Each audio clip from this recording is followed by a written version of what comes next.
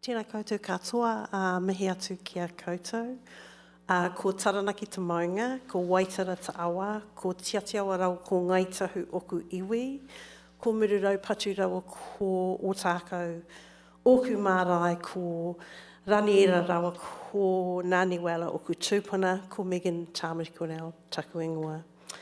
So the brief little mihi I gave there introduces me and gives you a sense of my place in the world. It's also delivered as a thank you and acknowledgement to the Sharjah Art Foundation and the Asia Society for inviting us here today. I also wanted to briefly introduce Steven Yazzie, the artist I'll be in conversation with, and who is part of my project for the Sharjah Art Biennial. Steven is Dene, please tell me if I say that wrong, Pueblo and of European descent. He lives and works in Denver, Colorado, and is a member of the Navajo Nation. Steven is a painter, photographer, installation artist, and also works in video and film, and was a founding member of the Indigenous Arts Collective Post-Commodity. He recently had a solo exhibition, Meandered, which opened at the Museum of Contemporary Art in Denver. So we're really just going to talk quite generally about Steven's work and practice. With mine, I didn't want to give everything away just yet. Everything's still in process, and so I wanted to leave something for people to come and see. So kia ora and welcome, Steven. Thank you for making the effort to come to New York at quite short notice and for this conversation. So I wanted to begin really by handing over to you and asking you to kind of introduce yourself in a way you would like to, and then we'll go from there. Thank you. Oh.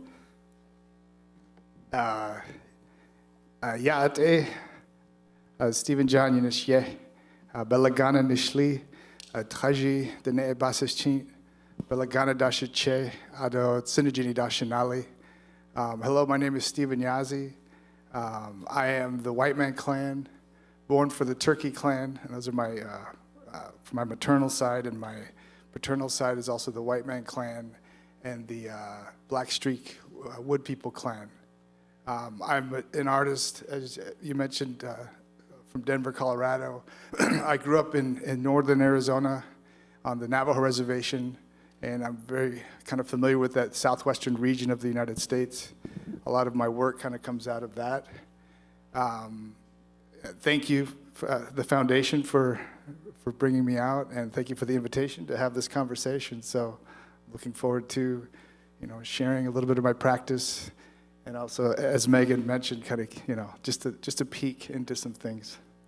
I just also wanted to. There was an artist who was not acknowledged earlier, which is Hugh Hayden, so I just wanted to have a shout out to Hugh, so thank you, who's in the Biennale as well and in the audience. So we were going to start really talking about, I wanted to ask you about post-commodity and your work in that collective. This is an image of post-commodity. I kind of knew of post-commodity through the Close Encounters exhibition that happened in Winnipeg in 2011. I was kind of involved in selecting the New Zealand artists, and then I didn't get to go. Creative New Zealand said, you can choose to go to Venice and support Michael Pari-Kōwhai, or you can choose to go to Canada, or it was you or the artists. And so I said, well, you've got to let the artists go.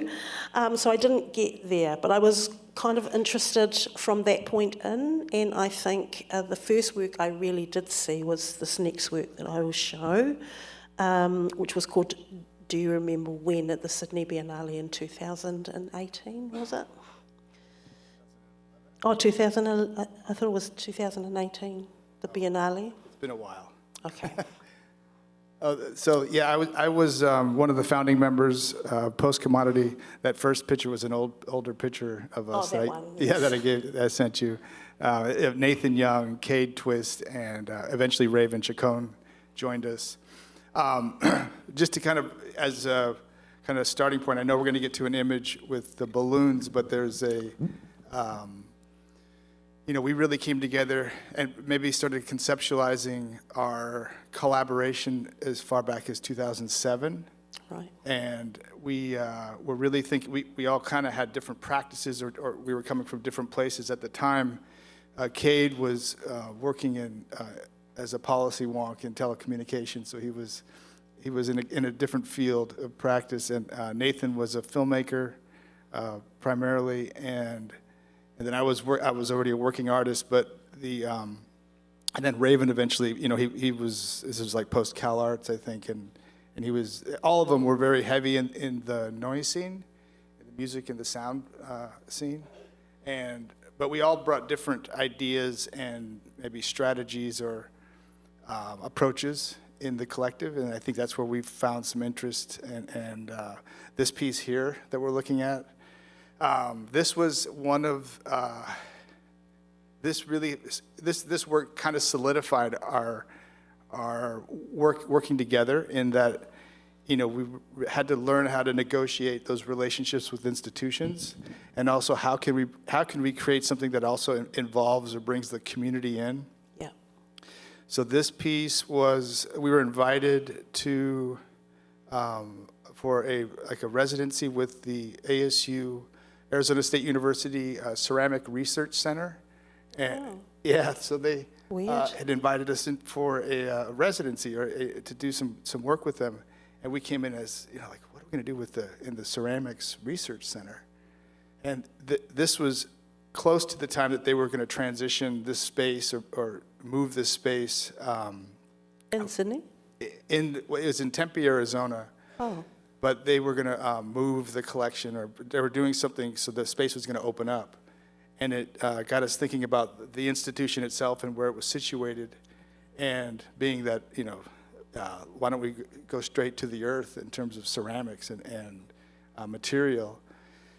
And we were able to, so we negotiated taking this section of the floor out. But this is in Sydney? Or No, this one, this is in Sydney. The first iteration was in Arizona. I'm confused. But then it was done again in Sydney. Okay.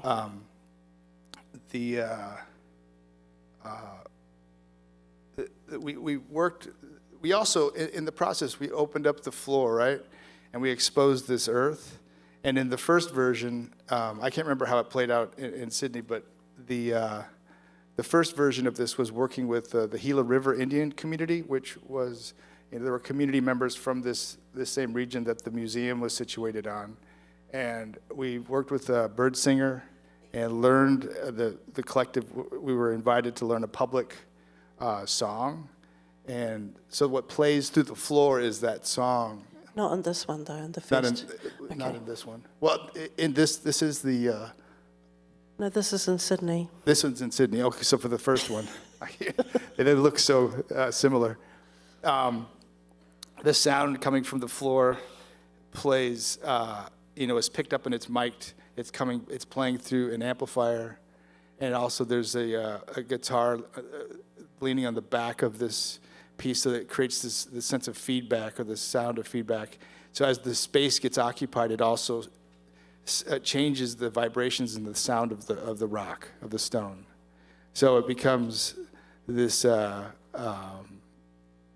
generative kind of sound piece as well.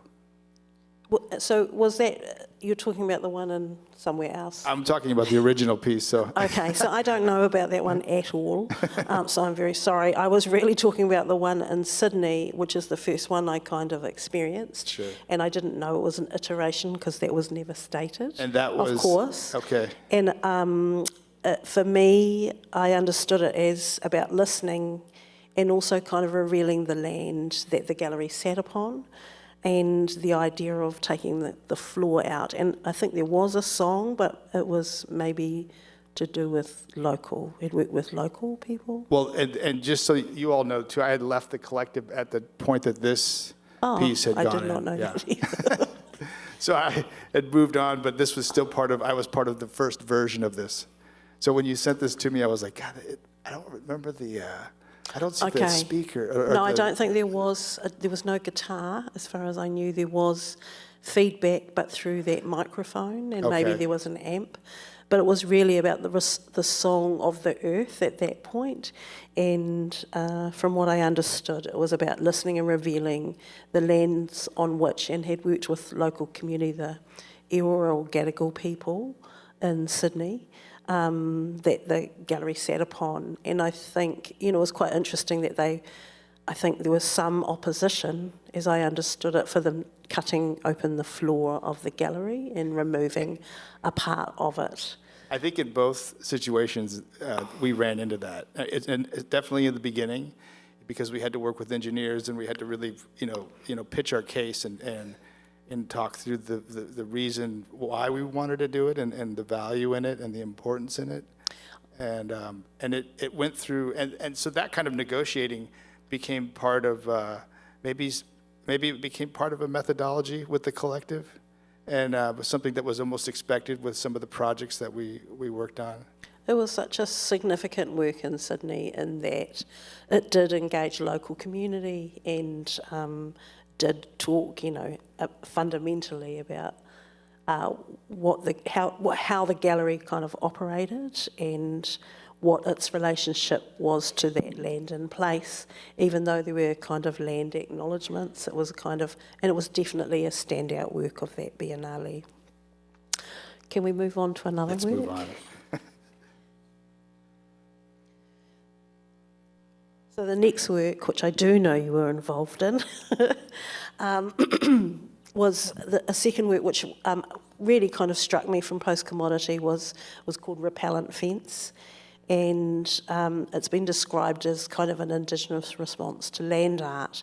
But for me, interestingly, it floated and was in the sky and it did not touch the ground at all.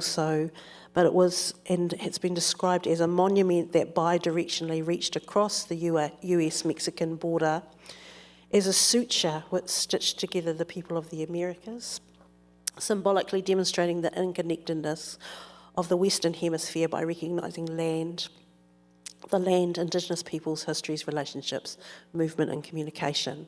And I also understand, so it stretched right across, didn't touch the ground, which I thought was interesting, because one of the criticisms of the land art was, the kind of excavation into the land and making land do things that it perhaps wasn't supposed to do.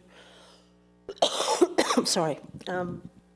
And then the other thing that I was really interested in is that the colours and the symbols on those balloons were also kind of really relevant. And this is interesting because I think the slides that you're seeing, so I was a part of the foundation or the formative years of post-commodity, but this work, I was invited to come back and help them document. So I was not in the collective at this time, but this balloon installation began when I was with the collective, and it started off with in thinking about how can we, excuse me, explore. Oh, I've got one here. Thank you. Got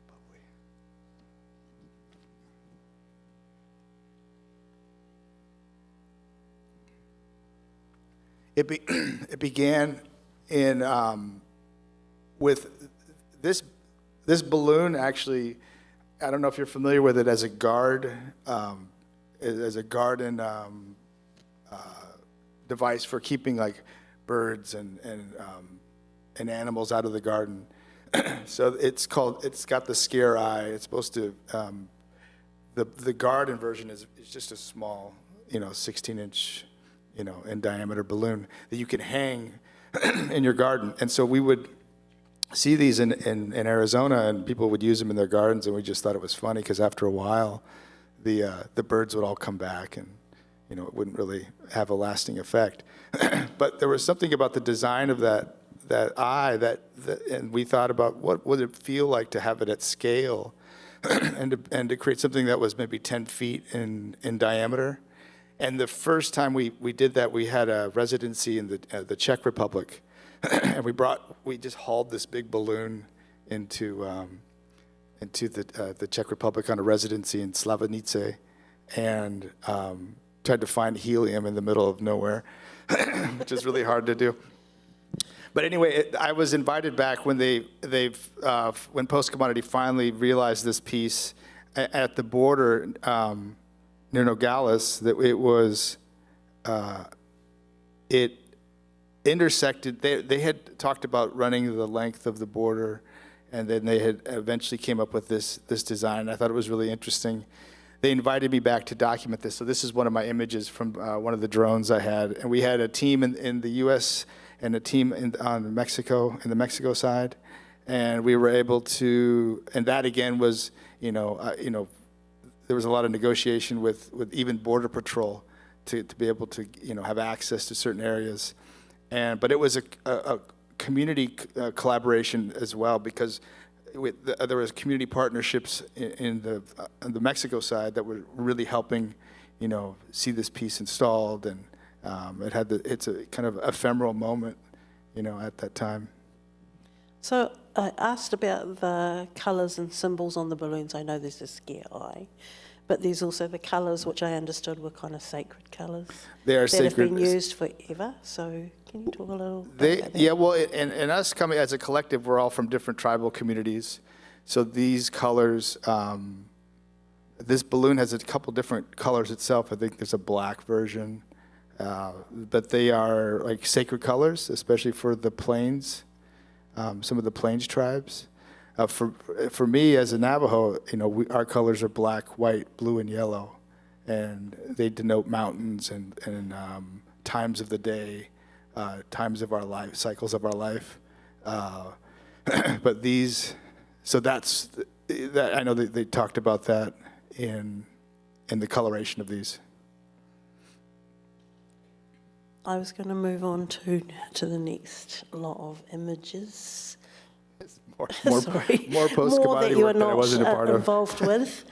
So this was, there are a couple of images, just really quickly. There was a major show in 2022 curated by Gerald McMaster at the Remai Modern in Saskatoon, and I don't know, obviously, I don't know if you can talk about these. So Time Holds All Answers was the survey show, but I understand that at that point you'd actually left.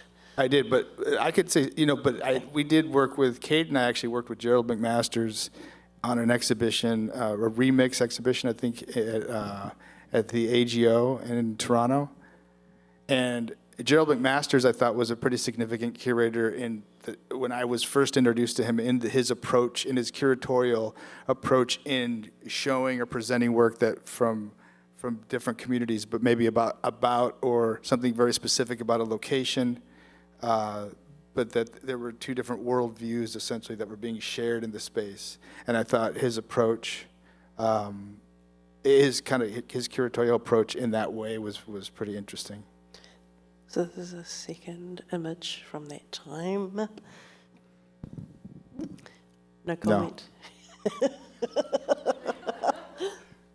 Okay. But it's I guess I could, I'm attached to the legacy of it, so it's kind of cool to see. I mean, what they're doing now I think is still really relevant and important. But it was very formative for me too, as an artist and as a conceptual practitioner.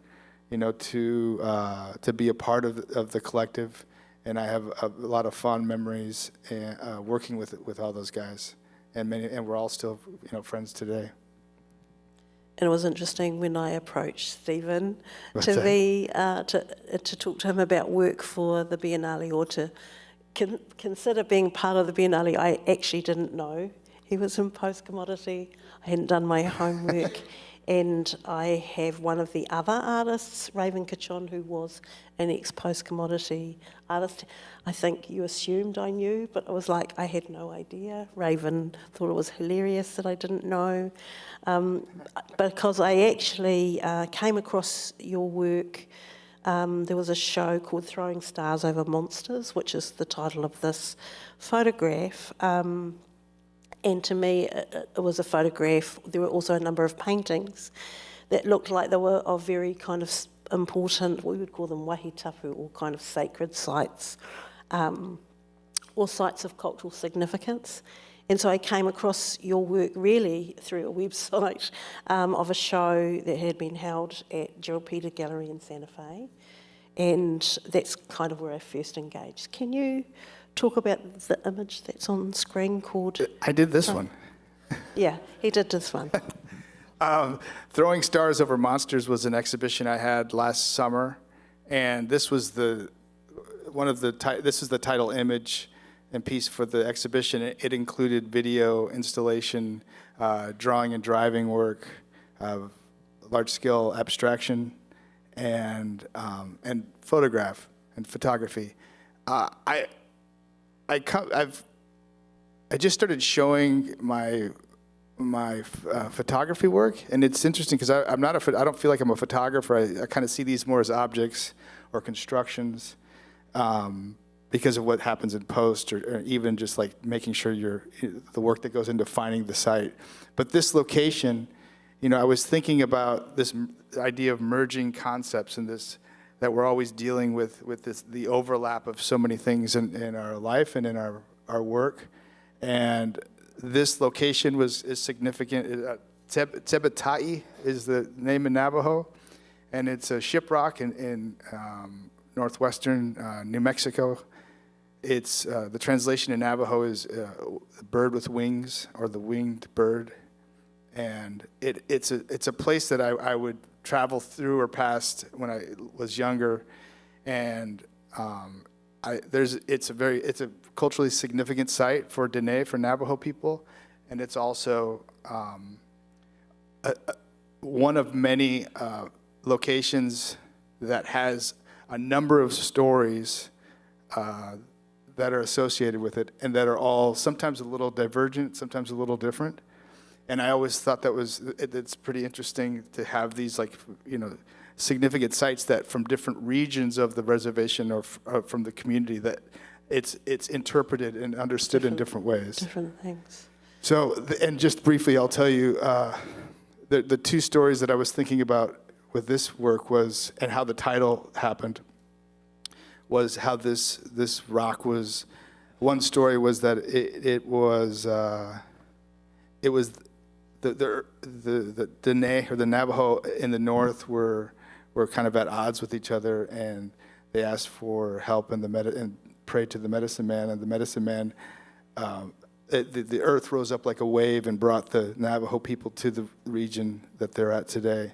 And then the other one has to do with monster birds that were capturing and taking the men from the communities and devouring them. And Monster Slayer, one of the twins, born for water, and Monster Slayer were the twins of Changing Woman. And during all these battles years ago, that Monster Slayer ended up killing the monster eagles that were capturing the men, and then created the first eagle and the first owl. So two examples of this, the significance of this location, but also the stars. Coyote created the constellations, or the Milky Way, and the story of Coyote in Navajo mythology is really steeped in as a trickster character.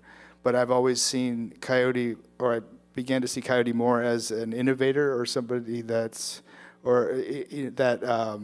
idea of pushing convention and pushing the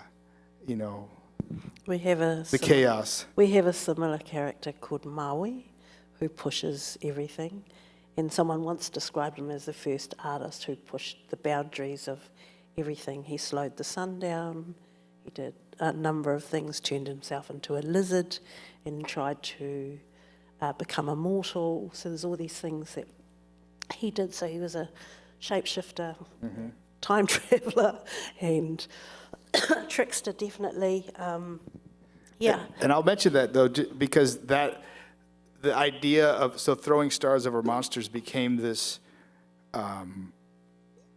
It became this way in to create this new body of work, this new series of work. So some of this that we'll begin to see.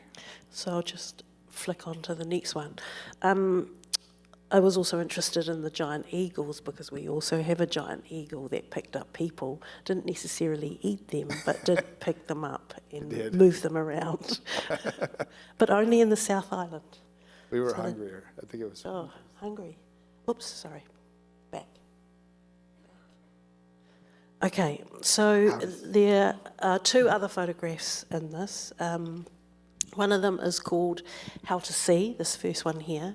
And so I kind of wanted to ask what you meant by that title, and if you can kind of talk a little bit about this image. So a lot of my photography tends to be a kind of a byproduct of documentation. When I'm, a lot of times I would be out filming,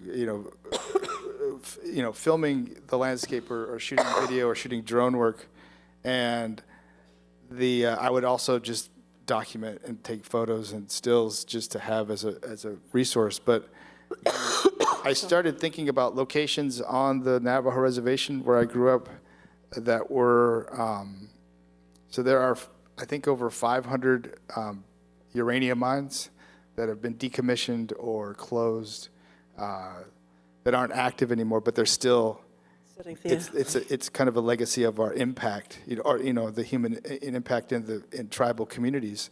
And so this was shot near one of those areas. And it was, I've been thinking about how so many of our stories, these emergence stories, looking through or passing through other worlds to get to the present, are so much about transformation and metamorphosis and the dynamics of that. And so it's always things in flux. And so that became, how to see is maybe this idea of what's our relationship to perception, to location and the locality, and like how is this, the journey toward the, something toward the other side. The rainbow is also significant. What's that? Is it significant, the rainbow? It is. The rainbow is significant as a protector. So you see it in our weavings, in our sand paintings, and it kind of it's that symbol of protection that we carry, or that is an element from the earth and the sky that surrounds us, regardless of the state of the land.